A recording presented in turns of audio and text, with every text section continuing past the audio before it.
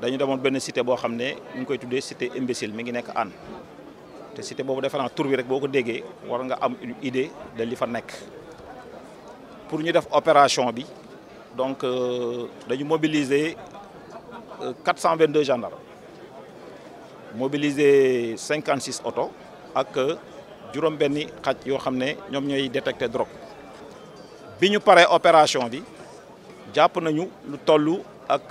ñaari junni ak juróom-ñaar fukk ak benn nit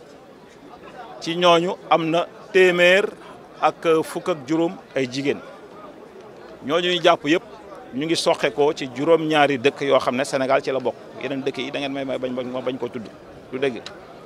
léegi bi ñu paree aussi am na ñoo xam ne dañ leen jàpp parce que dañu def ay actes yoo xam ne c'est des infractions à la loi pénale maanaam dañu wàcc yoon ci ñooñu am na ci ñett yoo xam ne dañ leen jàpp pour recel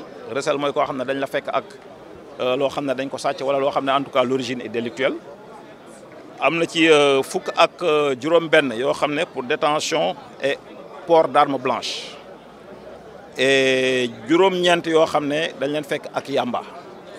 léegi li nga xam ne matériel la ñu jàpp foofu aussi am na ay gourdin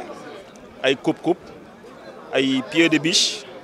ak ay câble électrique yoo xam ne njort nañu ne mën na bokk ci terre bi mais loolu amaguñ ci confirmation ñu ngi ciy wax ak ñu ci war a waxal soit ñu confirmer ko wala ñu infirmer ko et jàpp nañu aussi ñaar fukk ak ñaari cornet chanvre indien léegi li nga xam ne war nañ ko souligner mooy ñiñ fi jàpp xëy na am na ñoo xam ne dañuy profiter ci ñoom parce que am na ay sénégalais yoo xam ne dëkkuñu ci quartier bi mais dañ faa tabax ay baraak bu ne ñuy louer benn néeg juróomi junni ñi nga xam ne dañoo louer néegi aussi